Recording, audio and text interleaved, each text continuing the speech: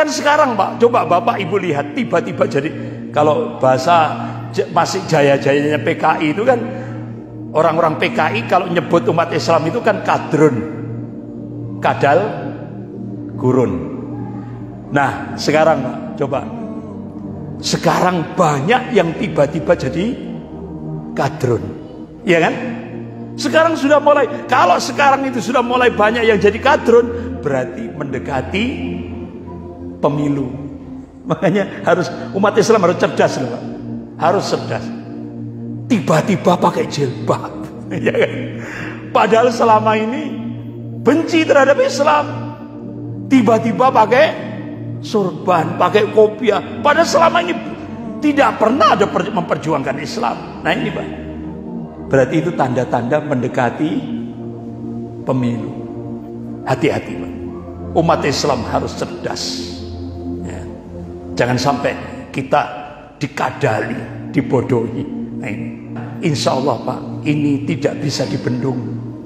Bahkan National Intelligence Council, Dewan Intelijen Nasional yang menaungi 15 negara dunia, melakukan riset dan dipublish di media internasional start 2020. Kebangkitan Islam global tidak bisa dibendung.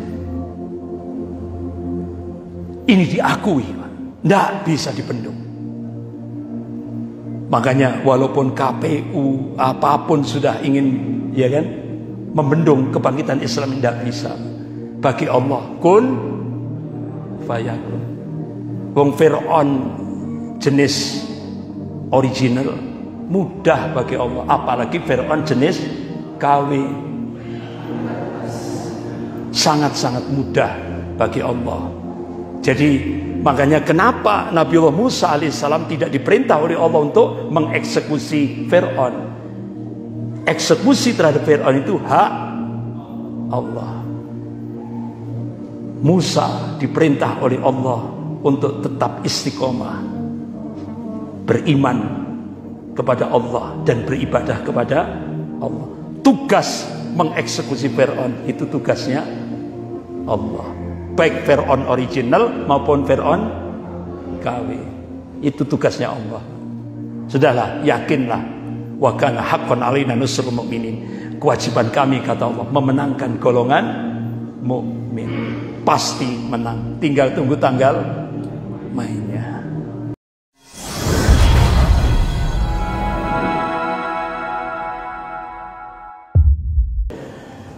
Bapak-bapak, ibu-ibu, saudara-saudara yang dirahmati Allah. Kalangan mufassir, ahli-ahli tafsir menafsirkan surah Fussilat ayat 6. Istiqomah itu adalah anugerah Allah, bukan dari kita. Sekali lagi, istiqomah itu karunia Allah, bukan dari kita. Kalau kita ingin mendapatkan keistiqomahan dari sisi Allah, Allah berikan kuncinya. Wastaghfiruh. Kita disuruh istighfar. Nah, Rasulullah SAW memberikan uswah ketika zikir pagi dan sore. Rasulullah memberi contoh, baca Sayyidul Istighfar. Allahumma anta rabbi la ilaha illa anta khalaqtani wa ana abduka wa ana wa'tika mastata a'udzubika min syarri ma sana'tu abu laka bi ni'matika alayya wa abu bi dhanbi faghfirli fa innahu la yaghfiru dzunuba illa anta. Rasulullah mengabarkan ketika ba'dul subuh kita baca Sayyidul Istighfar, siang hari kematian menjemput kita, Rasulullah mengabarkan jannah, surganya Allah Subhanahu wa taala. Ini hadis sahih rawahu Bukhari. Begitu juga kalau kita baca Sayyidul Istighfar ba'dal asar, malam hari kematian menjemput kita, Rasulullah mengabarkan jannah, surganya Allah Subhanahu wa taala. Innallaha la yukhliful mi'ad. Allah tidak akan mengingkari janjinya. La tabdila di kalimatillah, tidak ada perubahan akan kalimah-kalimah Allah. Janji Allah pasti. Ini. Kemudian kaidah yang kedua, Kaidah yang kedua, istiqomah yang hakiki ketika kita tetap di jalan Allah, yaitu siratal mustaqim.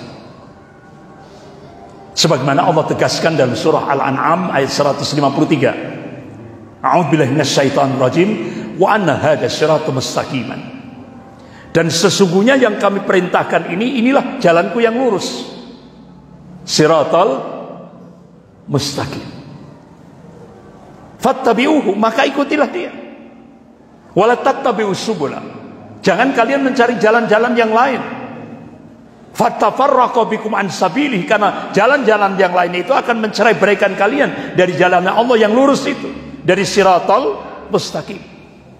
Dzalikum wasaqum bihi, yang demikian ini kami perintahkan kepadamu, la'allakum tattaqun, agar kalian bertakwa kepada Allah. Jadi jalan yang lurus cuma satu. Apa? Ad-dinul Islam. Ini harga mati, Pak. Selain ad-dinul Islam, sesat dan batil. Ini harus benar-benar kita camkan. Selain ad-dinul Islam, sesat dan batil. Kita punya harga mati, ya. Nah, ini. Sampai Allah tegaskan dalam surah Al-Imran ayat 85 ini. A'udzubillahi minasyaitonir rajim, wa may yabtaghi ghairal islami dinan falyaqbalhu minhu wa huwa fil akhirati minal khasirin. Barang siapa mencari din, agama, sistem hidup, konsep hidup, tatanan hidup selain ad-dinul Islam, maka sekali-kali agama itu tidak akan diterima daripadanya. Wa huwa fil akhirati minal khasirin. Di akhirat nanti kata Allah, dia termasuk orang yang khusrin. Rugi di akhirat, tempatnya di mana? Nar, neraka jahanam. Ini Allah tegaskan. Ya. Jadi bapak-bapak, ibu yang dirahmati Allah, ini kita punya harga mati. Jadi benar-benar tegas. Tapi keyakinan kita seperti ini kalau sekarang disebut Islam radikal. Gitu. Jadi sekarang di Indonesia itu yang the best itu Islam Nusantara.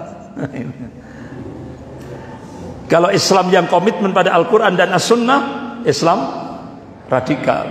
Pesantren yang komitmen pada Al-Quran dan As-Sunnah, pesantren teroris. Ya. Jadi memang sekarang ini zaman edan. Nek ora edan, ora keduman. Jadi ini zaman edan. Coba Bapak, coba orang yang komitmen pada agama radikal, teroris. Sementara teroris asli, separatis OPM, ya kan? Separatis di Papua itu. Apa stigmanya? Bukan teroris, KKB, kelompok kriminal bersenjata. Ditambahi lagi saudaraku. Iya kan? Coba, Pak. Ulama musuhku. Benar enggak? Zaman edan, Pak, ini. Ulama musuh. Di Indonesia sekarang resmi loh, Pak, ini, Pak. Ulama musuh. Sementara separatis saudaraku. Zaman edan ini. Nek ora edan, ora keduman. Jadi harus jadi gila dulu, Pak, baru dapat jabatan. Makanya saya sering mengatakan sekarang ini di Indonesia tren berbondong-bondong jadi orang munafik. Kenapa kok saya sebutkan berbondong-bondong? Karena di baliknya ada min amplopi bin fulus, ada iming-iming jabatan. Padahal Allah ingatkan dalam surah Al-Maidah ayat 145 ini. A'udzubillahi minasyaitonir rajim, innal munafiqin fid darikil asfali minan nar. Sehingga orang munafik itu nanti di neraka ditempatkan di dasarnya, keraknya neraka. Paling panas itu. Jadi mereka sekarang ini di Indonesia tren sudah berbondong-bondong jadi munafik. Makanya lemahnya umat Islam di Indonesia bukan karena kekuatan orang kafir. Lemahnya umat Islam di Indonesia ini karena banyaknya orang jadi munafik. Ini kembali kepada kaidah yang ketiga. Kaidah yang ketiga, pokok istiqomah itu istiqomahnya qalbu. Rasulullah mengingatkan, qala Rasulullah sallallahu alaihi wasallam, fa inna fil jasadi mudghah idza saluhat saluhat jasadu kullu wa idza fasadat jasadu kullu ala wahyal qalb. Setiap jasad, setiap tubuh manusia itu ada segumpal darah. Kalau segumpal darah itu baik, baiklah semuanya. Kalau segumpal darah jelek, jeleklah semuanya. Ala wahyal qalb, ketahuilah yang dimaksud segumpal darah itu adalah qalbu. Makanya Rasulullah memberikan arahan pada umatnya, yaitu tazkiyatun nufus, bersihkan qalbu. Landasannya apa? Tauhid was sunnah. Ini landasannya. Jangan membersihkan qalbu lewat thariqah sufi, tambah jauh, Pak. Ya. Sehingga akhirnya yang muncul kesurupan, ya kan? Karena apa? Landasannya bukan tauhid was sunnah. Makanya ulama-ulama ahlus sunnah itu mempelajari rata-rata thariqah sufi itu menyelisihi sunnah Rasulullah sallallahu alaihi wasallam. Ujung-ujungnya ghulu terhadap mursyidnya. Nah, kalau sudah ghulu terhadap mursyidnya, otomatis bisa membuka pintu kesyirikan. Itu, Pak, bahayanya. Kan Bapak Ibu lihat sendiri kan, sampai orang zikir sampai jingkrak-jingkrak, sampai bontang-banting. Ini karena lewatnya salah, ya kan? Sampai kesurupan. Nah, jadi salah. Membersihkan qalbu itu landasannya tauhid was sunnah. Ini yang dicontohkan oleh Rasulullah dan diamalkan oleh para sahabat-sahabatnya. Kemudian kaidah yang keempat, kaidah yang keempat, istiqomah yang dikehendaki oleh Allah Subhanahu wa taala ketika kita mutabba'ah kepada Rasulnya. Sebagaimana Allah ingatkan dalam surah Al-Imran ayat 31. Allah berfirman, a'udzubillahi minasyaitonir rajim, qul in kuntum tuhibbunallaha fattabi'uni. Katakanlah, jika kalian benar-benar cinta kepada Allah, fattabi'uni, ini perintah dari Allah. Kita disuruh mutaba'ah, ittiba kepada Rasulnya. Apa wujud konkret ittiba kepada Rasul? Ihya'us sunnah. Menghidupkan sunnah Rasulullah sallallahu alaihi wasallam, baik dalam kehidupan berpribadi, berkeluarga, bermasyarakat, berbangsa, bernegara, bahkan berinternasional. Karena Rasulullah sallallahu alaihi wasallam uswatun hasanah. Kalau itu sudah kita aplikasikan dalam hidup dan kehidupan ini, Allah berikan reward, hadiah, dan janji Allah pasti. Apa? Yuhibbukumullah. Allah akan mencintai kita. Tidak hanya itu, wa yaghfir lakum dunubakum, dan Allah akan mengampuni dosa-dosa kita. Wallahu ghafurur rahim, dan Allah itu Maha Pengampun lagi Maha Penyayang. Makanya Al-Imam Ibnu Katsir rahimahullah ketika beliau menafsirkan surah Al-Imran ayat 31 ini, kalau ada orang ngaku cinta kepada Allah tapi dia tidak ihya'us sunnah, berarti cintanya kadzab, bohong. Bohong, dusta.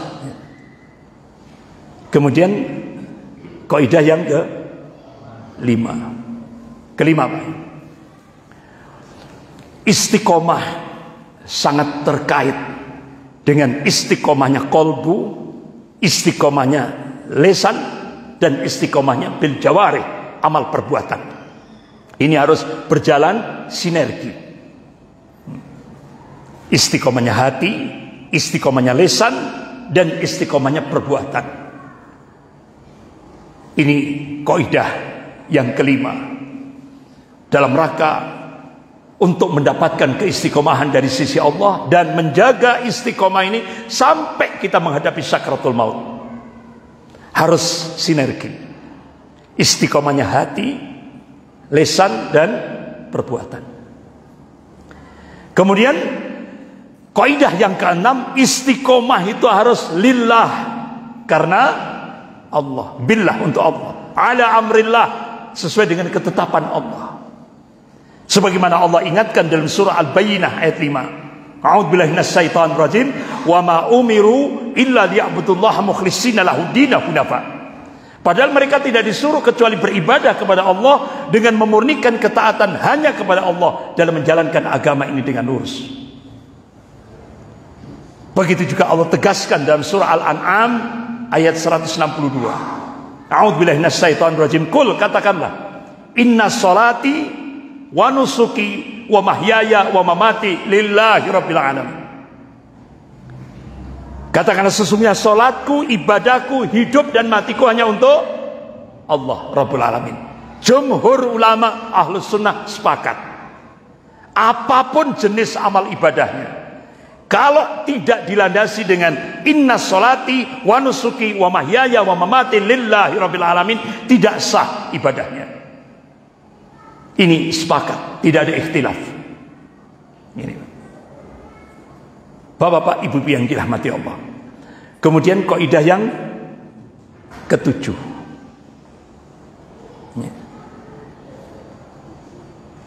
jangan menggantungkan keistiqomahan itu dengan keistiqomahnya pribadi. Jangan. Akan muncul penyakit qalbu, yaitu ujub, bangga diri. Kalau tidak segera ditekan, di pressure, ya, ini akan muncul lagi yang sangat-sangat berbahaya, takabur, hancur ibadah kita. Jadi ketika muncul penyakit ujub, bangga diri, coba ditekan, di pressure, tahap demi tahap, ya, supaya tidak muncul takabur, karena takabur itu pakaiannya Allah. Tidak ada hak bagi makhluk, apalagi kita sebagai manusia yang dhaif, tempatnya khilaf dan dosa, ya. Jangan sampai itu terjadi. Makanya ketika muncul ujub, bangga diri, tekan. Kita banyak takarub ilallah, ya. Kemudian kaidah yang ke-8, Bapak, ibu-ibu yang dirahmati Allah, ya. Kaidah yang ke-8 itu, ya. Tadi jauhi yang ke-8 ini, jauhi fitnah syahwat dan subhat. Jauhi. Ini kaidah yang ke-8. Fitnah syahwat dan fitnah subhat. Kalau fitnah syahwat, saya kira insya Allah semuanya paham dan bisa ngerem ini. Karena memang setiap manusia itu Allah berikan nafsu. Inna nafsa la'amaratun bisu' illa marahimallah.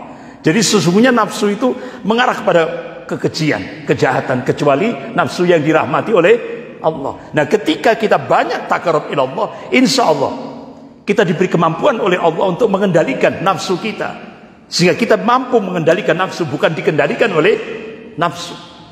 Nah, itu. Jadi insya Allah seperti itu yang dicontohkan oleh Rasulullah. Tapi yang paling harus menjadi perhatian kita, fitnah subhat, keraguan-raguan. Ini yang sekarang ini dimunculkan oleh, terutama di Indonesia. Jadi ketika Indonesia berubah kiblat ke Cina, otomatis Pak, Cina tidak ada istilah makan siang gratis, ada take and give. Ya, apa syaratnya? Ketika Indonesia mengajukan hutang tahap pertama 647 triliun. Apa syaratnya? Agama harus dipinggirkan dalam kehidupan berbangsa dan bernegara. Terasa enggak kira-kira? Sudah terasa apa enggak? Sudah. Ya. Agama hanya privasi. Jangan sampai digunakan untuk kehidupan berbangsa dan bernegara. Akhirnya Indonesia untuk melaksanakan, bahkan sampai ada muncul sebuah nota diplomatik dengan kode referensi Beijing 1448. Isinya apa? Kementerian Luar Negeri Cina dan Kementerian Luar Negeri Amerika sepakat untuk melakukan akselerasi, percepatan menjadikan Indonesia menjadi sebuah negara sekuler. Ini akhirnya gayung bersambut, ya otomatis. Bahkan tidak hanya itu syaratnya, wakil Perdana Menteri Cina Liu Yangdong ketika dia pidato di Auditorium FISIP Universitas Indonesia Jakarta, dia ngomong di depan akademisi, konsekuensi Indonesia hutang tahap pertama 647 triliun ke Cina, 10 juta rakyat Cina daratan wajib masuk Indonesia. Target 2020. Sudah masuk atau belum? Sudah. Sampai 2020 10 juta. Nah, kita ini kan dihipnotis oleh media. Media ini semua dikuasai oligarki, dikuasai 9 naga, 90%. Jadi kita ini cuma disuruh baca, ada TKA asing dari Cina 150 orang, 250 orang, 550 orang. Ya kan dicicil kan. Padahal Duta Besar Cina untuk Indonesia di Jakarta ditanya oleh wartawan, dia ngomong secara jujur, per tahun warga negara Cina daratan yang masuk ke Indonesia 2 juta per tahun, dan pemerintah Indonesia mempersiapkan 19 bandara dan pelabuhan laut untuk menyambut warga negara Cina 10 juta. Nah, itu. Makanya Pak Mukidi pernah janji akan membuka 10 juta lapangan pekerjaan. Ternyata itu bukan untuk rakyat Indonesia, tapi untuk Cina 10 juta. Gitu. Bahkan mantan Kasatpol ABRI yaitu Bapak Letnan Jenderal Purnawirawan Sarwan Hamid, dan ada mantan dari Pangdam, sebelum ada istimewa ulama yang ketiga di Hotel Sentul Bogor, saya juga diundang waktu itu ngumpulkan tokoh-tokoh ulama di Jawa Timur. Beliau menyampaikan di Sulawesi Tengah, PT Morowali yang tambang nikel terbesar saat dunia ini, itu pekerja dari Cina kurang lebih 80.000. Tapi yang diinfokan ke Badan Imigrasi sekian ratus. Jadi ketika orang imigrasi datang sidak ke PT Morowali, bocor, mereka sudah disembunyikan di bunker. Ada bunker di sana. Bahkan ada kontainer isinya senjata. Bahkan ketika saya diduetkan dengan Pak Kiflan Zen, waktu itu belum ada kasus kepemilikan senjata, itu belum ada. Saya diduetkan seminar di kantor Bupati Garut. Waktu itu yang diundang tokoh-tokoh ulama Jawa Barat. Saya diminta untuk menyampaikan tentang pergerakan Syiah dan pergerakan komunis di Indonesia. Sementara Pak Kiflan Zen diminta untuk menyampaikan bagaimana kekuatan komunis di Indonesia. Itu saya dengar sendiri karena beliau di sebelah saya, ya, di waktu seminar itu. Itu ternyata kata Pak Kiflan Zen, pusat logistik persenjataan komunis di Indonesia itu sudah siap di Filipina. Makanya kenapa arahnya orang-orang Cina ini arahnya ke Sulawesi, karena dekat dengan Filipina. Makanya kenapa utusan dari Mabes Angkatan Darat datang ke pondok-pondok pesantren, termasuk ke pondok pesantren saya di Malang. Itu datang pas saat itu saya ada di pondok, Ustaz, kita tidak mampu menghadapi tentara merah, jumlah mereka 10 juta. Sementara TNI yang aktif cuma 500.000 kurang lebih. Oleh karena itu kita butuh bantuan umat Islam. Sampai seperti itu. Makanya terakhir Pak, siapa ini, mantan BIN, Badan Intelijen Negara, sama mantan Gubernur DKI, Pak Sutioso, Bang Yos panggilannya.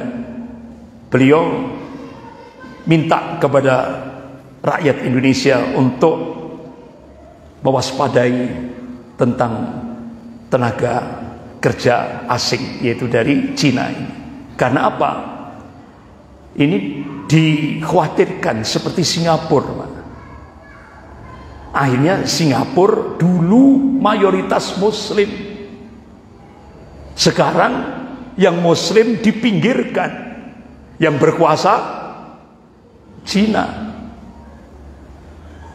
Ini yang dikhawatirkan. Makanya kenapa Bapak-bapak Ustadz Abdul Somad kemarin kan di Singapura kan dideportasi. Ternyata ujung-ujungnya, walaupun yang di media itu kan isu apa, karena beliau memfatwakan di Palestina itu, beliau mendukung pembunuh diri itu ya, karena tidak ada peralatan persenjataan, terutama di kawasan tepi barat. Nah itu yang ditakutkan Israel. Padahal di balik itu yang ditakutkan kedatangan Ustadz Abdul Somad ke Singapura itu khawatir membangkitkan semangat orang-orang Melayu untuk mengembalikan sejarah. Karena apa? Presiden Singapura yang pertama itu dari Minangkabau, yaitu Yusuf bin Ishak. Itu presiden pertama Singapura. Jadi dulu itu Singapura itu mayoritas Muslim. Sehingga akhirnya bagaimana strategi orang-orang Cina menguasai kaum muslimin di Singapura?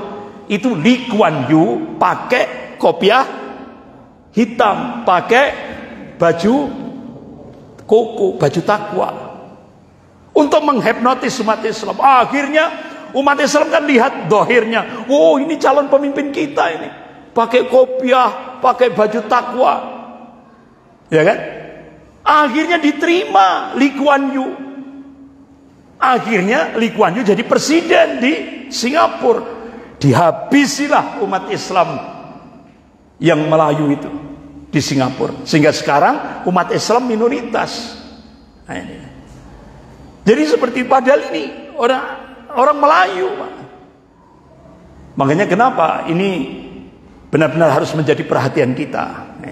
Bapak-bapak, sama dengan di Indonesia. Pemilik Indomaret, Hotel Red Door, siapa itu yang punya? Heri Tano. Ini dia keluar masuk pesantren pakai kopiah, pakai sorban. Heri Tano bawa per pesantren 1M supaya dia didukung.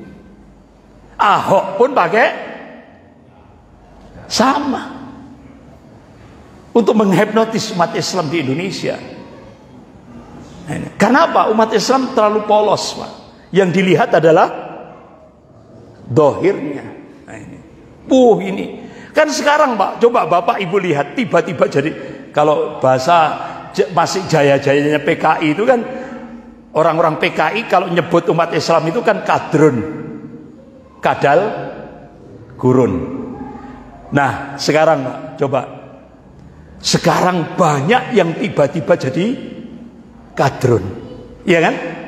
Sekarang sudah mulai, kalau sekarang itu sudah mulai banyak yang jadi kadrun, berarti mendekati pemilu. Makanya harus umat Islam harus cerdas loh Pak. Harus cerdas. Tiba-tiba pakai jilbab, ya kan? Padahal selama ini benci terhadap Islam, tiba-tiba pakai sorban, pakai kopiah. Padahal selama ini tidak pernah ada memperjuangkan Islam. Nah ini Pak, berarti itu tanda-tanda mendekati pemilu. Hati-hati Pak, umat Islam harus cerdas ya. Jangan sampai kita dikadali, dibodohi. Nah ini Bapak-bapak, ibu-ibu yang dirahmati Allah. Jadi fitnah syubhat ini luar biasa. yaitu lewat yang sudah saya sampaikan tadi, lewat gerakan liberal, gerakan sekularisasi. Tapi alhamdulillah Majelis Ulama Indonesia Pusat mengeluarkan fatwa tahun 2005, liberalisme Islam, pluralisme, sekularisme haram hukumnya bagi umat Islam di Indonesia. Jadi Majelis Ulama tegas. Tapi sekarang justru tokoh yang memunculkan lagi gerakan liberalisasi Islam, pluralisme agama, itu Menteri Agama. Ini. Jadi filosofinya nabok nyileh tangan, menghancurkan Islam lewat orang Islam. Ini strategi mereka. Jadi untuk menghancurkan Islam dari dalam ini pakai orang Islam. Ini. Jadi seperti itu Pak, strategi mereka seperti itu. Bapak-bapak, ibu-ibu yang dirahmati Allah. Kemudian kaidah yang ke-9, untuk mendapatkan keistiqomahan dari sisi Allah Subhanahu wa taala dan menjaga istiqomah sampai kita menghadapi sakaratul maut, jauhi tasabbuh bil kuffar, niru-niru adat istiadat kebudayaan orang-orang kafir. Rasulullah tegas. Qala Rasulullah sallallahu alaihi wasallam, termasuk kaum itu sendiri.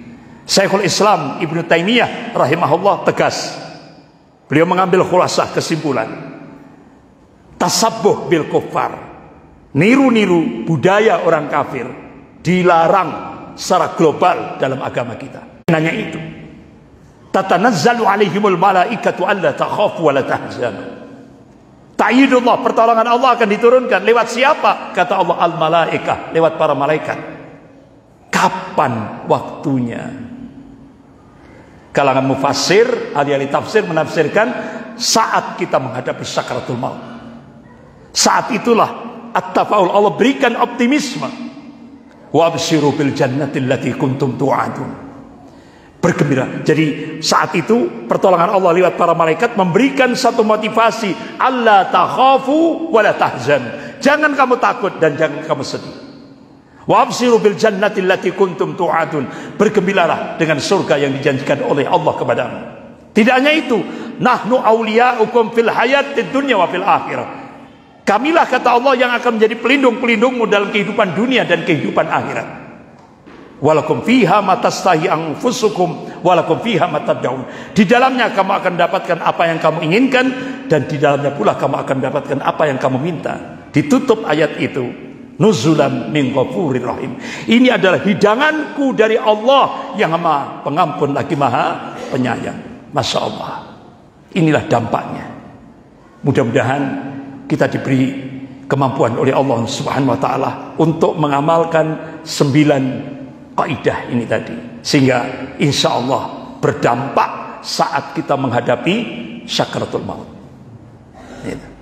Bapak-bapak, ibu yang dirahmati Allah, jam 19.09 saya berikan waktu berapa? 10? 15 menit? 15 menit kita dialog interaktif, apa saja, ya kan?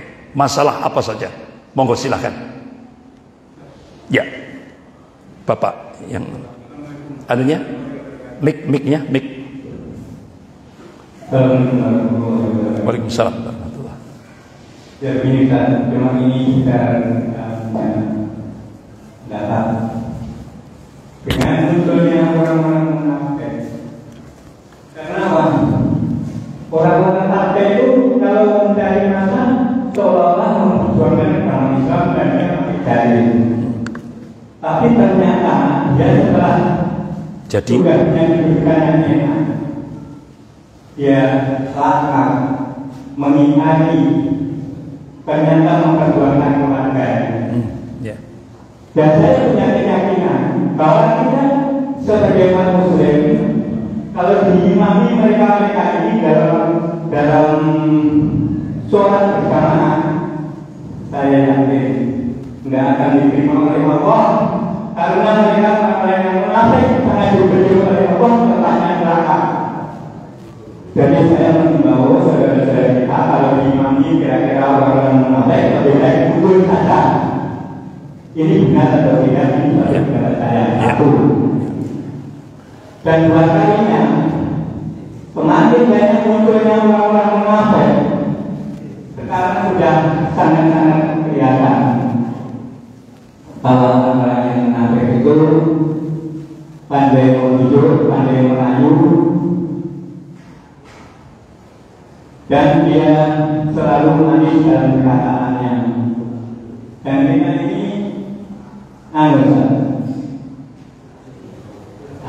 jadi ya apa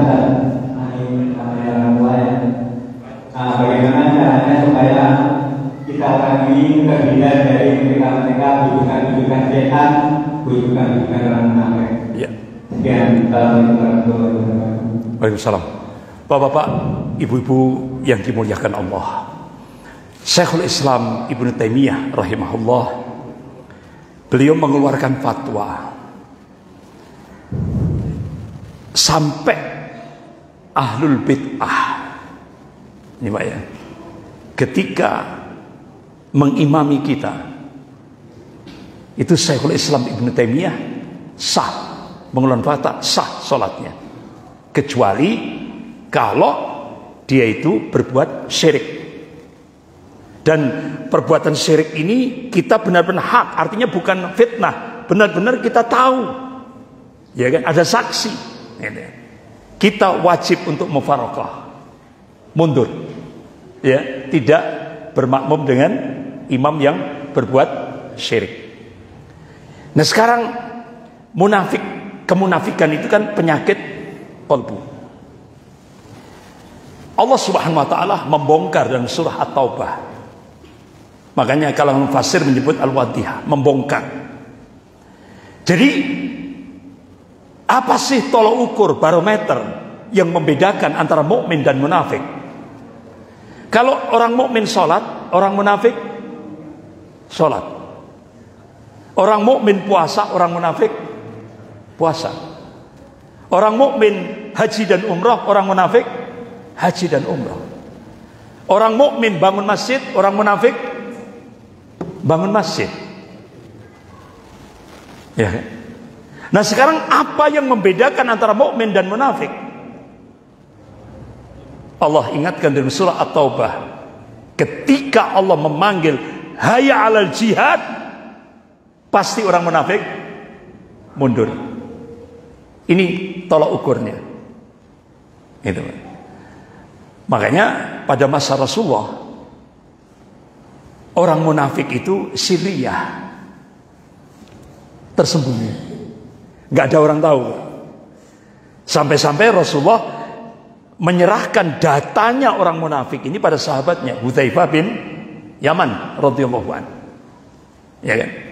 Sampai selevel Umar bin Khattab radhiyallahu anhu itu tanya, padahal Khalifah Umar bin Khattab radhiyallahu anhu ini masuk asyara sahabah yang dijamin masuk surga. Itu masih tanya, wahai Hudzaifah, apakah aku masuk daftar orang munafik? Ya Allah, selevel Umar bin Khattab, kehati-hatian beliau, masya Allah. Nah sekarang di Indonesia munafik, orang munafik tidak sirriyah, vulgar, bahkan bangga di Indonesia ini. Nah sekarang pertanyaannya, bagaimana ulama su tadi Pak? Nah ulama su itu Ibnu Qudamah rahimahullah dalam kitabnya Minhajul Qasidin, ciri ulama su itu ulama yang dengan ilmunya dia mencari bernikmat-nikmat dengan dunia. Ciri ulama su itu ulama yang dengan ilmunya dia mencari kedudukan di sisi ahli dunia. Itu ciri ulama su. Rasulullah mengabarkan ini manusia yang paling jahat di kolong bumi ini, kata Rasulullah. Dan nanti di yaumil akhir disiapkan neraka khusus, namanya Jubul Husni. Jadi di neraka itu ada lembah, namanya Jubul Husni. Sementara neraka sendiri itu 400 kali sehari semalam mohon perlindungan kepada Allah dari dahsyatnya lembah neraka Jubul Husni yang dipersiapkan untuk ulama su'. Jadi ulama su' itu bukan ngajak untuk kembali kepada Allah dan Rasulnya, tapi menyelisihi Allah dan Rasulnya. Yang halal bisa jadi haram, yang haram bisa jadi halal. Ini ulama su', tergantung fulusnya. Nah itu. Jadi seperti itu. Makanya ketika Imam Syafi'i rahimahullah ditanya, ulama yang mana kalau kita sudah berada di fase keempat, di mana dipenuhi fitnah-fitnah akhir zaman, mana ulama yang bisa kita jadikan pijakan? Kata Imam Syafi'i, cari ulama yang paling dibenci oleh golongan kafir dan golongan munafik, jadikan itu sebagai panutan. Tapi kalau ada ulama yang dipuji-puji oleh golongan kafir, golongan munafik, berarti ulama su'. Ini taujih Imam Syafi'i rahimahullah. Yang lain? Ya, monggo silakan. Ini kan tokoh Islam yang saya tanya itu ada ulama-ulama dunia seperti Syekh Yusuf Al-Qaradawi itu mengagungkan at-taqlid baina sunnah wa syiah. Bagaimana pendapat Ustaz? Terus yang kedua, tahun 2016 lalu itu ada muktamar syisan, muktamar syiasnya. Itu muktamar Ahlussunnah wal Jamaah. Sehingga itu mendefinisikan Ahlussunnah Asy'ariyah, Maturidiyah, Ahlul Hadis, Sufi, Tasawuf yang berafiliasi dengan Abu Ghazali dan Junaid. Lalu keluarlah para Sufi yang bilang Wahabi Salafiyyin dikeluarkan. Iya. Jazakallahu khair. Ya, waalaikumsalam. Bapak-bapak, ibu-ibu yang dimuliakan Allah, Syekh Profesor Yusuf Qaradawi, beliau hampir 10 tahun melakukan takrib antara Sunni dan Syiah. Apa ujung-ujungnya, endingnya? Beliau ditipu. Akhirnya beliau mengeluarkan fatwa Syiah kafir. Nah sekarang di Indonesia mau takrib ya. Ini kan sudah terlambat sudah. Syekh Yusuf Qaradawi 10 tahun pendekatan antara Sunni dan Syiah, nggak bisa. Karena ini perbedaannya bukan perbedaan furu, ini perbedaan usul, ya kan? Makanya Syiah itu punya keyakinan Ahlus Sunnah itu najis, Pak. Ya. Darah, kehormatan, hartanya halal bagi mereka. Makanya orang-orang Syiah itu membunuh Ahlus Sunnah itu ibadah. Itu keyakinan mereka. Makanya kenapa Gubernur Jawa Timur Pak Soekarwo sampai mengeluarkan ini peraturan Pergub nomor 55 tahun 2012 kalau tidak salah. Itu tentang masalah Syiah di Jawa Timur. Kenapa? Orang-orang Syiah di Jawa Timur ini, Pak, itu sudah melakukan keyakinannya, membunuh Ahlus Sunnah. Di mana itu? Puger, Jember. Sudah. Itu dilakukan di depan Kapolres Jember. Dibunuh rame-rame. Pengurus ranting NU, cabang ranting NU Puger Jember, dibunuh. Karena dia menganggap membunuh Ahlus Sunnah adalah ibadah. Makanya Gubernur Jawa Timur, makanya kenapa di Jawa Timur jumlah Syiah terbesar, ya kan? Terbesar seluruh Indonesia itu Jawa Timur, Pak. Jumlah pengikut Syiah terbesar se-Indonesia itu Jawa Timur. Mana itu, Pak? Bangil, Pasuruan, kemudian Bondowoso, Jember, ya kan? Nah ini. Dan banyak di beberapa kota-kota banyak. Kita lihat banyak. Ya, banyak. Makanya bapak-bapak, ibu-ibu yang dirahmati Allah, dari pernah dulu waktu kepala BIN-nya Pak Norman Chaniago, Jenderal Purnawiran Norman Chaniago, itu menginfokan orang-orang tokoh-tokoh Syiah di Indonesia ini akan memunculkan, yaitu meluncing marja taklid di Indonesia. Itu kalau itu terjadi, sudah NKRI akan hancur. Itu waktu itu 2018 targetnya. Tapi wa makarallah wallahu khairul makirin. Mereka membuat makar, tapi Allah balas makar mereka, dan Allah sebaik-baik pembuat makar. Bahkan Dinas Intelijen Amerika CIA itu memfasilitasi kurang lebih 3.000 pemuda-pemuda Syiah dari Iran, Irak, Afghanistan masuk ke Indonesia. Dan itu paling banyak di Balikpapan, Sulawesi. Nah, itu. Akhirnya ketika saya diundang Pertamina Balikpapan, saya manfaatkan untuk melihat langsung, ya, penampungan pemuda-pemuda Syiah dari Iran, Irak, Afghanistan yang difasilitasi oleh CIA, Dinas Intelijen Amerika Serikat. Karena apa? Amerika menjadikan Syiah ini menjadi garda terdepan untuk membantu Amerika melemahkan Ahlus Sunnah wal Jamaah di Indonesia. Seperti itu.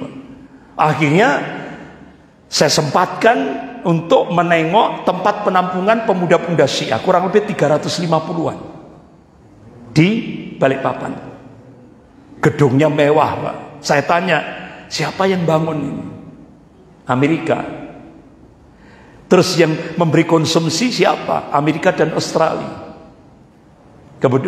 Nah, akhirnya saya waktu itu kasihan penanggung jawabnya ini, khawatir saya dipantau oleh intel-intel itu. Akhirnya saya mencoba datang ke rumahnya yang penanggung jawab ini, ya kan? Saya alhamdulillah qadarullah, Allah mudahkan. Saya menjelang maghrib pas adzan saya sudah berada di depan rumahnya, karena depannya itu masjid. Alhamdulillah beliau keluar, langsung saya tanya. Saya kan dapat info itu yang bagian gizi Pak, itu digaji oleh Amerika per bulannya 100 juta rupiah. Bagian gizi itu Pak. Bahkan pemuda-pemuda Syiah dari Iran, Irak dan Afghanistan ini, kalau dia sakit Pak, minim sakit korengan itu ya, wajib dibawa ke rumah sakit elit. Nah di Balikpapan itu rumah sakit elitnya rumah sakit Siloam. Jadi korengan saja wajib dibawa rumah sakit. Dimanja betul oleh Amerika dan Australia. Karena apa? Ini digunakan untuk tahun 2018. Makanya TNI Polri waktu itu benar-benar siaga Pak, memantau terutama pergerakan Syiah di Balikpapan, Sulawesi. Di Sulawesi luar biasa Pak, disewakan hotel-hotel berbintang ribuan gitu. Hampir 3.000 kan jumlah total semuanya, itu hampir 3.000-an ya. Nah tapi alhamdulillah gagal. Makar Allah lebih dahsyat. Iran chaos, ya kan? Bapak Ibu lihat sendiri kan, ketika Iran chaos, sudah langsung semua media mainstream ditutup, di-cut. Akhirnya gagallah rencana pergerakan Syiah di Indonesia 2018, gagal. Akhirnya sekarang Syiah bonceng komunis langsung menguasai pemerintahan. Ini sekarang. Makanya sekarang Syiah dengan komunis di Indonesia, mereka sudah berada di ring 1. Buzzer-buzzer itu juga Di antaranya Denny Sirgar itu komunis. Habib Kribo itu kok komunis, Syiah, ya kan? Syiah. Denny Sirgar, Habib Kribo, ya kan? Terus ada lagi siapa? Husain Ali, ya. Itu Ali Husain, ya. Itu Syiah. Itu di garda terdepan jadi buzzer istana. Difasilitasi. Nah, ini. Jadi benar-benar ini yang harus kita perhatikan. Tapi insya Allah Allah Subhanahu wa Ta'ala akan memberikan pertolongan pada golongan mukmin ini. Pasti Allah menangkan.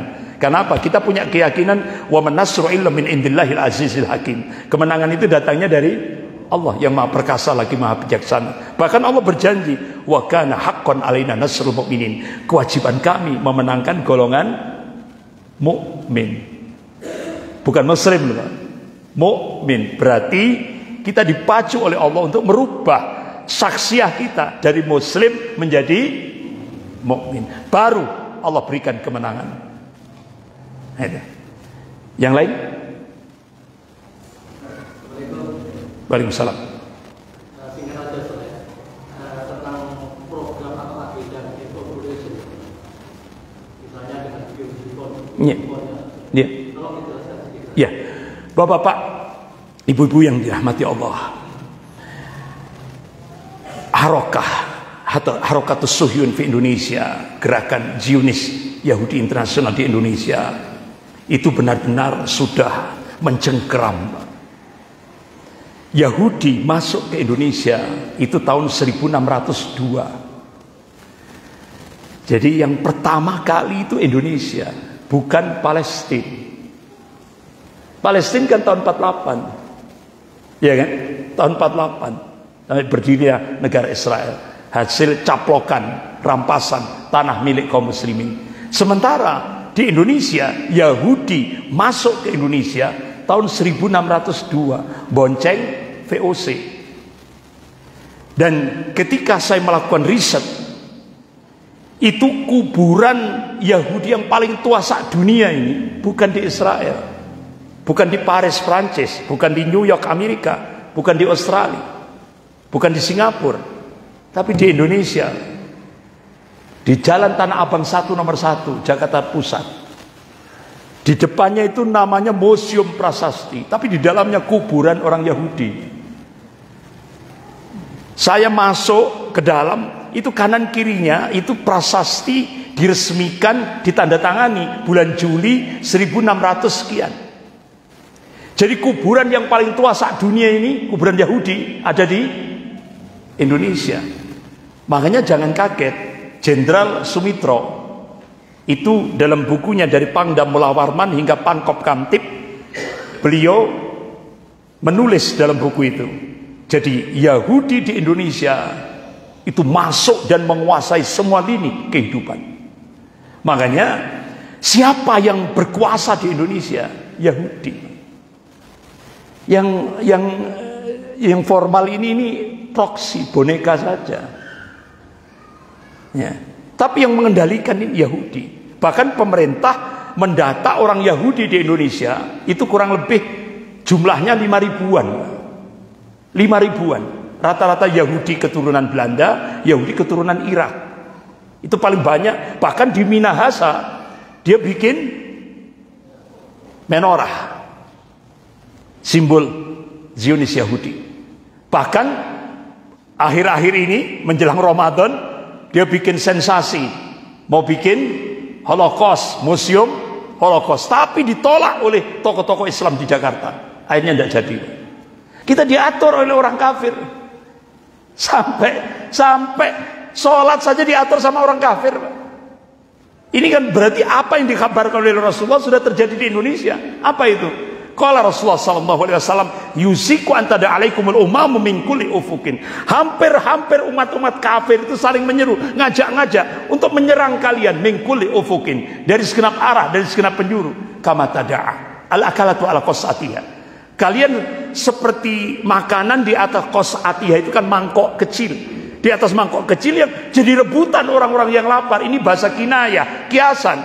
Sahabat tanya, "Kuna ya Rasulullah, amin qillatin bina nahnu yauma idzin Wahai Rasulullah, apakah posisi kami pada saat itu minoritas? La. Bal antum yauma idzin katsir. Kalian mayoritas, jumlahmu banyak. Walakinnakum ghutsa'un ka ghutsa'il. Tapi kualitasmu seperti buih.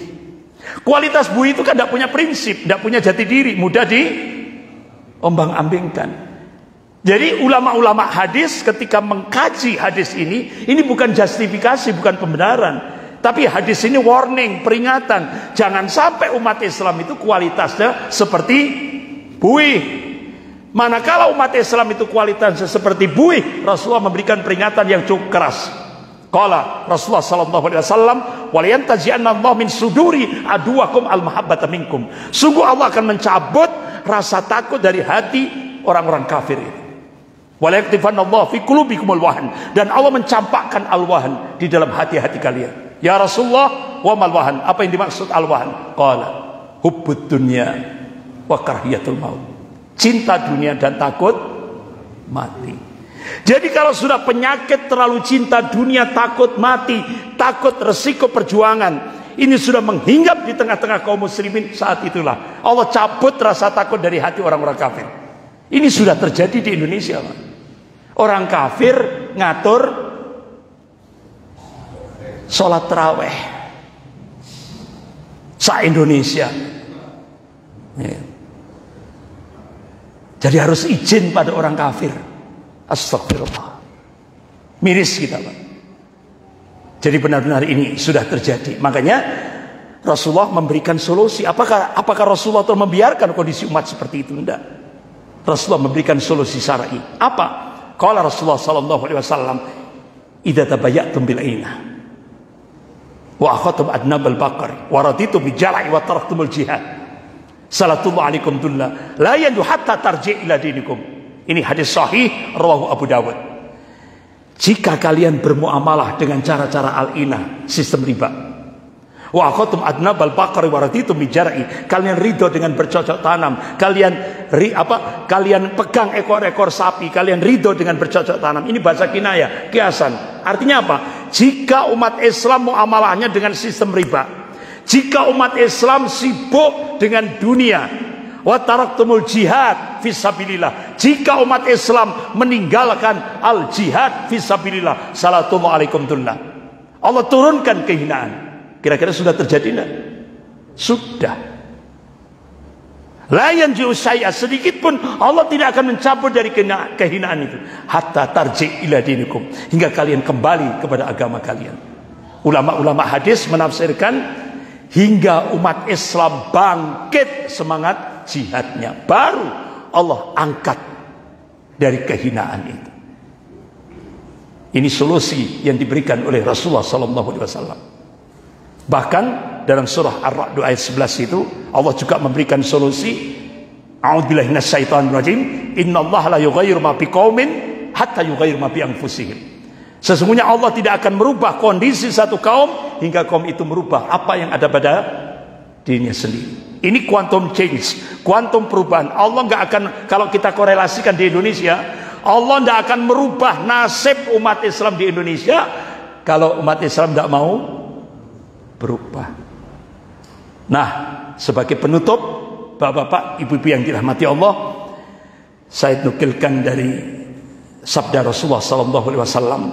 Qala Rasulullah sallallahu alaihi wasallam, "Inna Allah yab'atsu li hadhil ummah ala ra'si kulli mi'atin sanatin may yujaddidu laha dinaha." Rawahu Abu Dawud. Sesungguhnya Allah akan membangkitkan di tengah-tengah umat Rasulullah ini dalam setiap penghujung 100 tahun, yaitu al-mujaddid, pembaharu di dalam agama ini. Imam Ahmad bin Hanbal rahimahullah, beliau mencoba mencari hadis-hadis sahih dalam kutubus sittah dengan matan hadis yang sama, al-mujaddid. Alhamdulillah, beliau temukan, beliau kaji secara dalam, beliau teliti, akhirnya beliau mengambil satu khulasah, kesimpulan. Mujaddid yang pertama Khalifah Umar bin Abdul Aziz rahimahullah, cucunya Khalifah Umar bin Khattab radhiyallahu an. 100 tahun lagi mujaddid yang kedua, gurunya Imam Ahmad, yaitu Imam Syafi'i rahimahullah. 100 tahun lagi Mujaddid yang ketiga, beliau memberikan ungkapan wallahu a'lam, hanya Allah yang tahu. Akhirnya ulama-ulama bila di Syam, salah satu di antaranya Syekh Dr. Abu Bakar Al-Awawidah, beliau adalah wakil sekjen Rabita Ulama Palestina di bila di Syam. Ketika saat di penjara Israel, beliau kaji itu kan, kitab-kitab yang ditulis oleh ulama-ulama Ahlus Sunnah yang dulu. Akhirnya beliau mengambil satu khulasah kesimpulan berdasarkan nas-nas syar'i. Insya Allah pemantik awal Safatul Islamiyah, kebangkitan Islam global, Allah akan munculkan dari arah timur. Mana? Indonesia.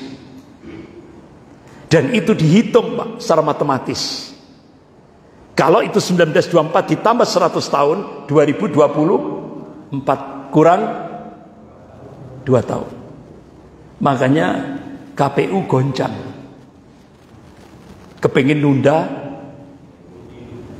pemilu. Karena apa? Khawatir Islam akan bangkit 2024 di Indonesia. Akhirnya gayung bersambut, ada istimewa ulama seluruh dunia di Timur Tengah. Seluruh ulama saat dunia berdoa kepada Allah, ya Allah, jadikan umat Islam Indonesia menjadi pemantik awal Safatul Islamiyah, kebangkitan Islam global. Yang puncaknya Rasulullah mengabarkan, Allah takdirkan, qala Rasulullah sallallahu alaihi wasallam bi Baitul Maqdis wa akna bi Baitul Maqdis. Ini hadis sahih rawahu Ahmad.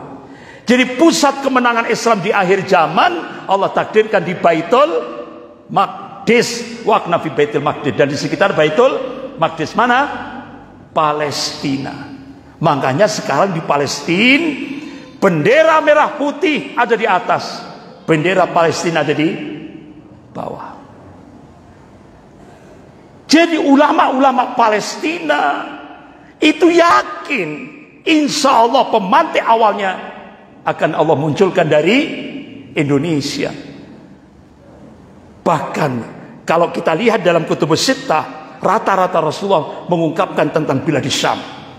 Itu kan pasca perjanjian Sykes-Picot, itu 2 negara, Inggris Prancis membagi bumi Syam itu jadi 4, Yordan, Palestina, Suriah, dan Lebanon.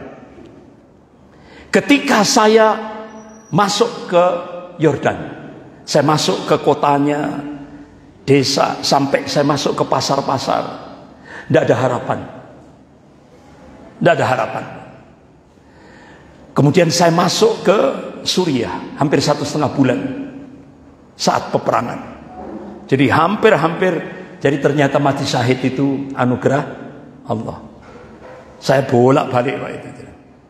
Mau kena roket, mau kena bom, mau kena macam-macam sudah. Tapi ternyata mati syahid itu.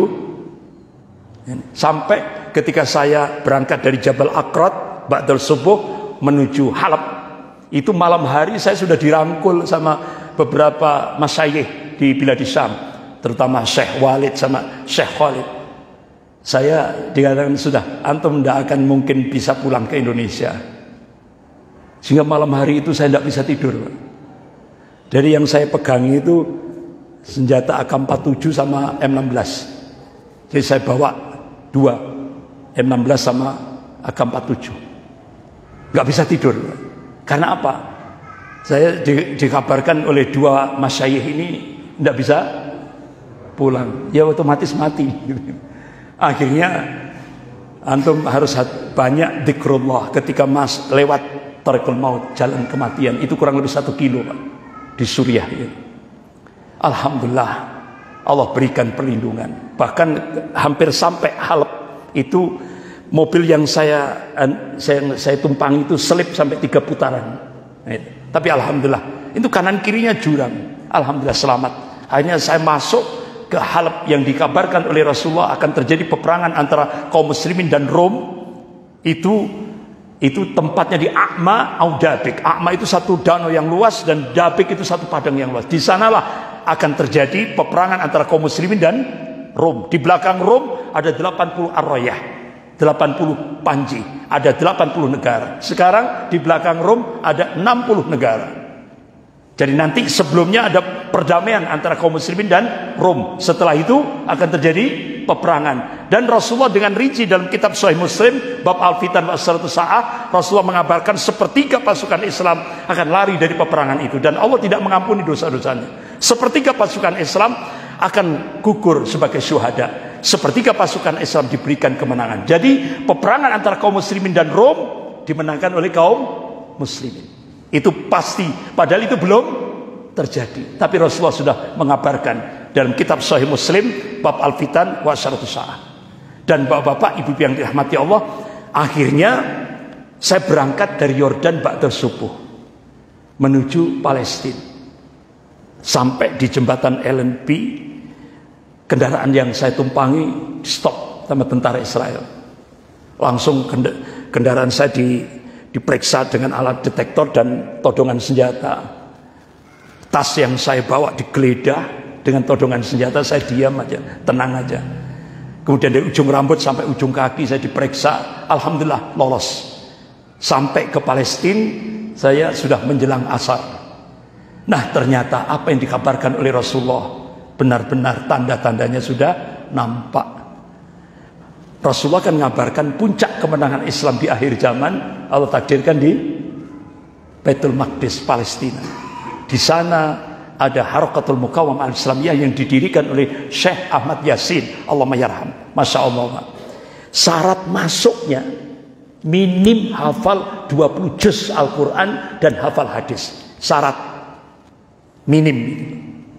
Padahal jumlahnya puluhan ribu kader-kader beliau. Tangguh. Bahkan rudal Al-Qassam ketika peperangan 50 hari bulan Ramadan beberapa tahun yang lalu itu semua analis militer dunia mengakui kemenangan ada di Brigade Al-Qassam. Itu saya punya videonya, bapak-bapak, ibu yang dirahmati Allah. Dan kemarin peperangan 50 hari itu baru sepertiga yang dikeluarkan. Itu sudah dimenangkan. Bahkan bandara internasional Ben Gurion yang ada di Israel bisa hancur. Bahkan roket Al-Qassam level 2 itu bisa sampai ke pinggiran proyek nuklir di Dimona, Israel. Nah, saya bayangkan kalau roket Al-Qassam level 1, apakah dengan itu caranya Allah menghancurkan bangsa Yahudi sehancur-hancurnya? Sebagaimana dalam surah Al-Isra ayat 7 itu. A'udzubillahi minasyaitonirrajim. Fa idza ja wa'dul akhirah, apabila datang hukuman Allah yang terakhir bagi bangsa Yahudi, kalangan mufassir menyebut saat itulah Allah munculkan at-Taifah al-Mansurah.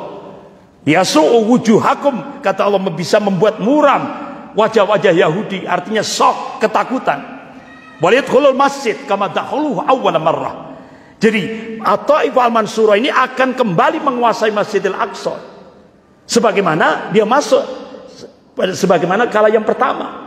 Waliyutabbiru ma'alu tadbira, kata Allah at-Taifah al-Mansurah ini akan menghancurkan semuanya yang dikuasainya dengan keras.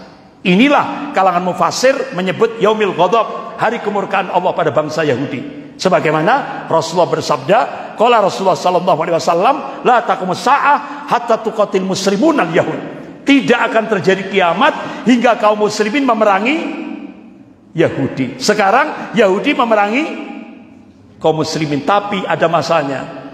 Umat Islam akan memerangi Yahudi. Sampai Rasulullah mengabarkan di mana batu di belakangnya ada orang Yahudi, biidznillah, atas izin Allah, batu itu nanti bisa berbicara dan memanggil ya Muslim, ya Abdullah.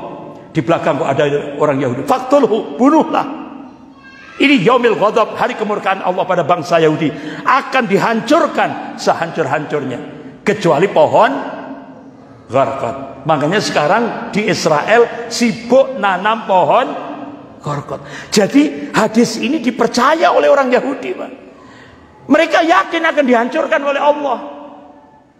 Bahkan pusat kemenangan Islam nanti Allah takdirkan di Palestina, dan itu diyakini. Tapi pemantik awalnya insya Allah dari Indonesia. Akhirnya apa yang terjadi, bapak-bapak? Syekh Dr. Abu Bakar Al-Awabidah, kedua mata beliau disinar sampai buta, fisiknya diseksa. Dampak ketika dia melakukan riset di penjara Israel dan mengambil kesimpulan, insya Allah pemantik awal kebangkitan Islam global Allah akan munculkan dari arah timur Indonesia. Dan mudah-mudahan termasuk Masjid Al-Falah Pandaan. Takbir. Insya Allah. Sampai qadarullah Syekh Dr. Abu Bakar Al-Wabidah begitu keluar dari penjara Israel, beliau semangat ingin terbang ke Indonesia. Qadarullah Allah mudahkan perjalanannya dari Palestina ke Indonesia.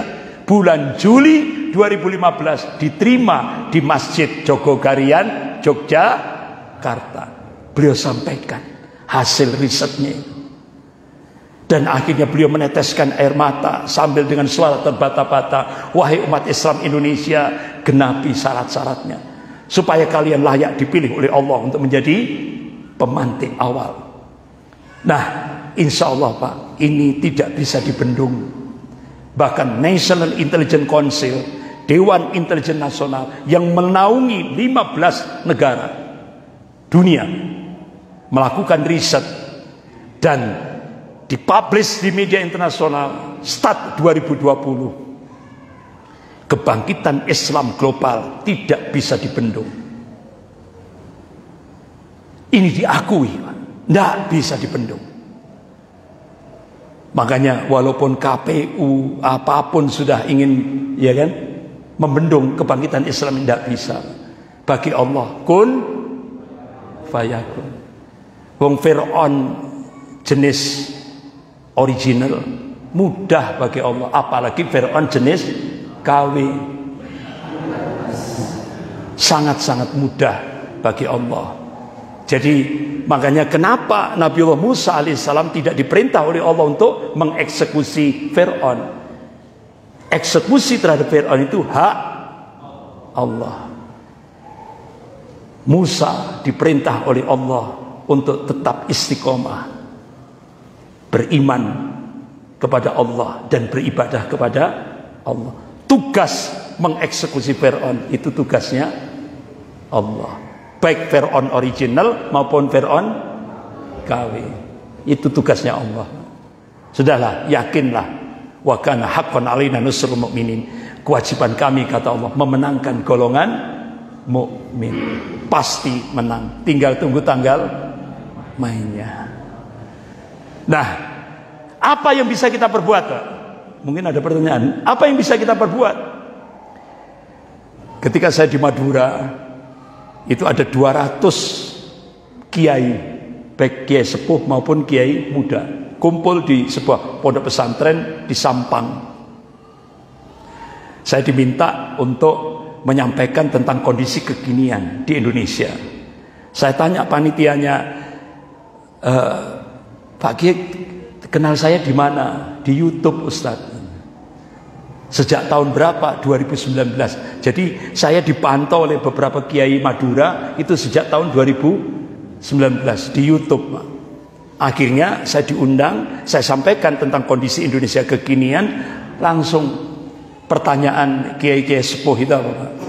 Ustadz, apa lembaga yang sekarang ini pas, wadah yang pas untuk perjuangan? Wah, itu pertanyaannya telak itu. Langsung saya berikan jawaban, para kiai, para masyayikh, jangan mengandalkan pusat, karena di pusat tokoh-tokoh ulama sudah banyak ditangkap dan dijebloskan ke penjara. Bangun kepemimpinan ulama daerah. Alhamdulillah 200 ulama itu setuju. Setelah itu pertanyaan yang kedua, apa programnya, Ustaz? Kalau wadah ini artinya seperti Muhammadiyah itu kolektif, Pak. Jadi bukan terus ada ketua, sekretaris, bendahara, kolektif. Kalau Muhammadiyah berapa? 13 ya? 13 ya, kepemimpinan kolektif. Nah, ini. Jadi model seperti itu, kolektif. Bangun kepemimpinan ulama daerah. Ini sangat-sangat wadah yang sangat efektif. Ini. Jangan mengandalkan pusat. Nah, ini strategi. Kemudian apa programnya? 5. Yang pertama, dakwah tauhid harus terus kita gerakkan. Karena apa? Tauhid ini syarat mutlak kalau kita ingin mendapatkan kemenangan dari sisi Allah. Yang kedua, ayo jadikan pesantren-pesantren kita, lembaga-lembaga pendidikan Islam kita menjadi sarana strategis untuk membangkitkan Sofatul Islamnya. Yang ketiga, jadikan umat Islam melek politik. Jangan sampai buta politik. Kiai Haji Ahmad Dahlan, Allahumma yarham, pendiri Perserikatan Muhammadiyah, menegaskan, kalau umat Islam Indonesia buta politik, apa yang terjadi di Andalusia bisa terjadi di Indonesia. Ini peringatan Kiai Haji Ahmad Dahlan, Allahumma yarham, pendiri Perserikatan Muhammadiyah. Yang keempat, bangun ekonomi umat, kekuatan ekonomi umat. Dari mana? Masjid. Dengan apa? Kekuatan jamaah. Gerakkan jargon, beli dari muslim untuk muslim. Malaysia berhasil ketika dipimpin Dr. Mahathir Muhammad. Gerakan beli dari muslim untuk muslim. Akhirnya dalam waktu relatif singkat, kekuatan ekonomi Malaysia berubah. Dari Cina sekarang dikuasai Melayu. Dengan gerakan beli dari muslim untuk muslim. Yang terakhir, yang kelima, program yang kelima, bangun Laskar Islam. Ini saya diprotes Pak, sama beberapa kiai. Saya pikir rodok keren nih. Bangun Laskar Islam. Akhirnya kenapa saya program kelima bangun Laskar Islam? Kalau di Muhammadiyah ada Kokam. Nah itu. Jadi apa latar belakangnya? Karena presiden sudah menandatangani undang-undang ekstremisme. Kemudian akan ditindaklanjuti oleh Kapolri yang agamanya Katolik ini. Akan membentuk PAM Swakarsa di 34 provinsi. Akhirnya tokoh-tokoh ulama di Jakarta, termasuk Profesor Amin Rais, protes. Jangan dilanjutkan. Karena semua tokoh-tokoh ulama di Jakarta paham, Pak. Kalau itu dilanjutkan ke depan, umat Islam akan saling bunuh satu dengan yang lainnya. Dan itu yang ditunggu-tunggu oleh Cina. Akhirnya Indonesia dikuasai. Kalau sudah umat Islam saling bunuh. Alhamdulillah, pimpinan pusat Muhammadiyah menahan diri, tidak ikut program mereka. Ya kan? Berapa biayanya Pak? 20 triliun. 1,5 triliun sudah diterima. Sudah diterima kan? Sudah. Yang nyerahkan Menteri Keuangan Bu Sri Mulyani. Berarti masih ada sisa 18,5 triliun. Cirinya bagaimana Pak? Cirinya minim. Ketika ceramah dia menonjolkan perbedaan masalah furu', yaitu khilafiyah. Ini pasti dia dapat fulus. 1,5 triliun sudah diterima. Makanya ceramah-ceramahnya sering kali memunculkan khilafiyah, perbedaan masalah furu'. Ini sudah tidak zamannya lagi, sudah Pak. Makanya ayo kuatkan tali silaturahim. Makanya kenapa program kelima saya munculkan Laskar Islam. Karena dengan membangun Laskar Islam ini, insya Allah saling menjaga, saling jangan sampai terjadi konflik horizontal. Karena apa? Kakak pembina sudah memberikan lampu hijau. 25.000 pucuk senjata sudah akan diserahkan kepada sipil. Saya kira Bapak Ibu tahu siapa sipil yang dimaksud. Nggak usah saya bocorkan, saya kira sudah tahu. Nah, ini sudah lampu hijau. Kita masih ingat sejarah jaya-jayanya PKI. Ini kan angkatan kelima. Pada 25.000 pucuk senjata itu pada saat Jenderal TNI Gatot Nurmantio kan disita oleh TNI. Ya, disita. Tapi begitu beliau dilengserkan, ini kembali.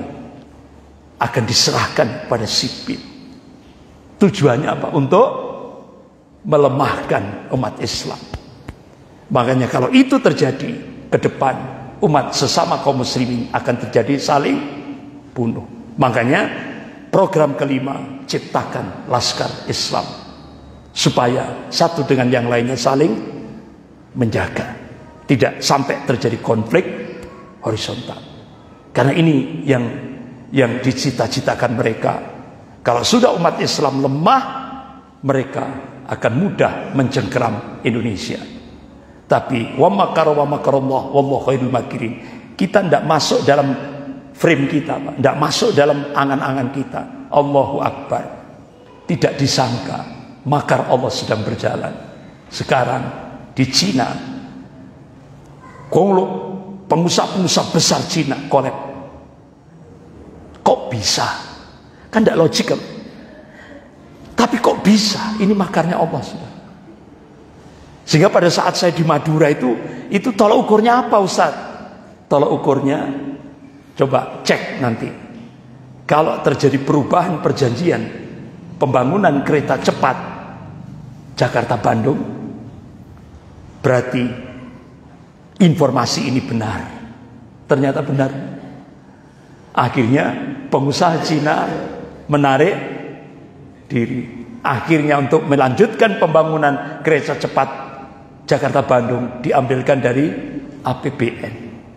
Akhirnya pakar-pakar ekonomi Indonesia marah semua. Wong hutangnya banyak, untuk bayar hutang saja sudah tersiok-siok. Nah ini dibebani pembangunan. Bahkan nanti siapa yang meresmikan? Presiden Cina Xi Jinping yang akan meresmikan pembangunan kereta cepat Jakarta-Bandung. Berarti Indonesia sudah diapakan? Digadaikan. Astagfirullah. Tapi insya Allah makar Allah lebih dahsyat. Sekian, lebih kurangnya saya mohon maaf. Panjang sekali. Mohon maaf, ya kan, sangat panjang sekali. Tapi alhamdulillah tuntas. Ya, sekian. Kita lanjutkan salat Isya berjamaah. Kita tutup dengan doa kafarat majelis. Subhanakallahumma rabbana wa bihamdik asyhadu an la ilaha illa anta astaghfiruka wa atubu ilaik. Wabillahi taufiq wal hidayah. Wassalamualaikum warahmatullahi wabarakatuh.